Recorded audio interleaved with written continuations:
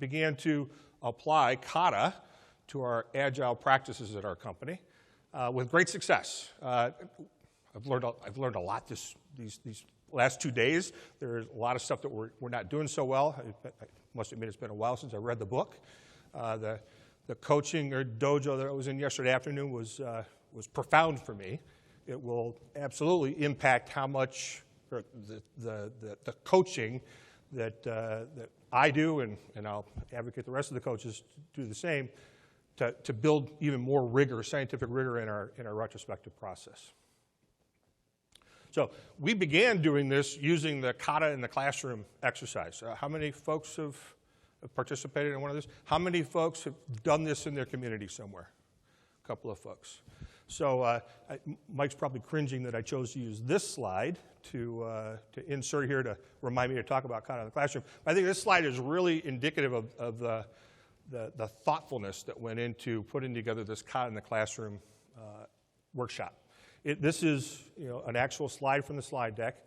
Everything is really set up with all the keys to make someone successful. So I really think that if you've gone through one of these workshops and you want to teach one of these workshops, if you go to anyone who's been through one of these workshops that has taught one, they can come and help you to coach one. So it's sort of like a see one, do one, teach one sort of approach, like healthcare folks use. So if you want to do one of these in the community, reach out to someone who's done this, and they can help coach you through it. And in fact, if you're from Michigan and you want to do it with your local school district or any other organization, is that me?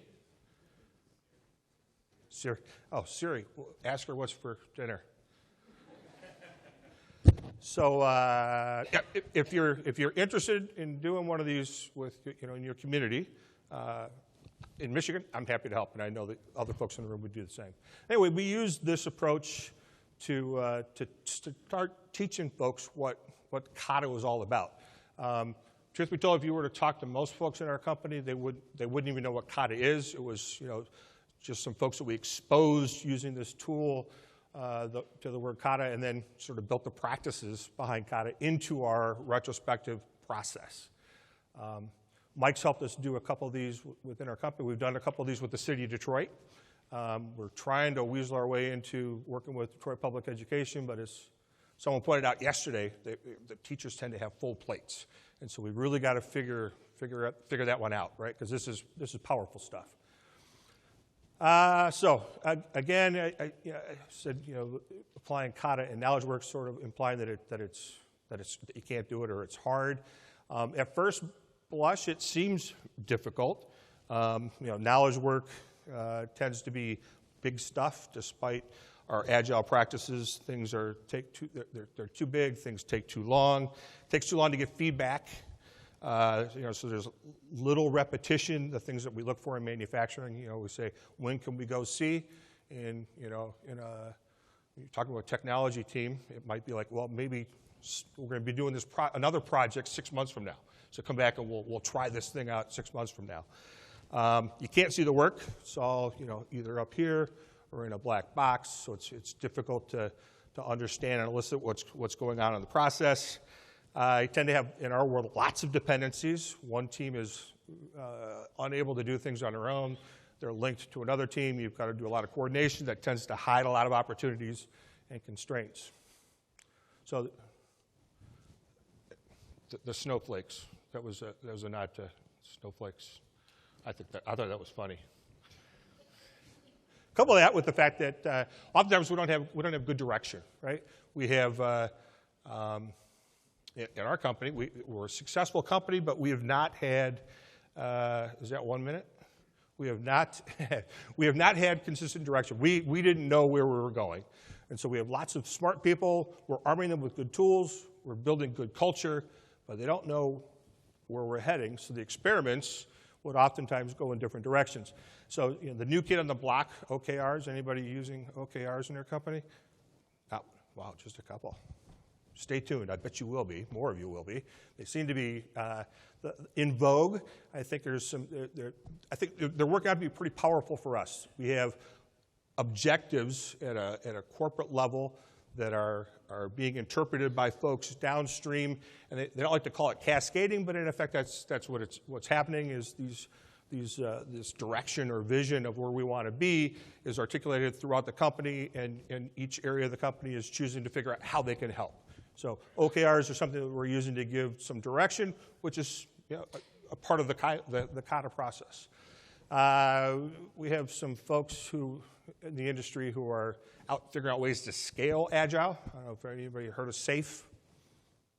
SAFe, a couple of folks. So scaled Agile framework for enterprises. You talk with Agilists, they will argue about whether or not you need to do this stuff. We think it's pretty important. We're using this to figure out how to get big ideas through our pipeline, and it speaks to how trains is their core concept. How to get trains, which are teams of teams, organized around the way the business should be delivering value, which is a sound principle, right? If you go to scaledagileFramework.com, this is the landing page. Every one of those little icons up there is a hyperlink, and just a ton of information behind it, which is part of the reason that we chose this approach. We do a lot of value stream mapping. I think Mike doesn't like talking about value stream mapping anymore. It's like a fundamental tool in our toolbox. So as we're working folks through the continuous improvement process, we use a ton of this to elicit what's happening in our process. So what we found is that it turns out knowledge work isn't so different after all. In fact, the things that we perceive as being an impediment to becoming using tools like Kata are the things that we need to focus on. They are where the improvement lies. So we have alignment around direction. We're working on figuring out ways to right-size work, much smaller chunks of work so we can cycle through our experiments more quickly, making work visible through frequent demonstrations. So show us what you've done. Don't show us a PowerPoint about what you're going to do or what the plan was. Actually show me some working stuff, right? And we're all aimed at getting early and often feedback. And really what we're trying to do is get everybody to think scientifically. I almost think we should be giving everyone lab coats, right? That's the chat.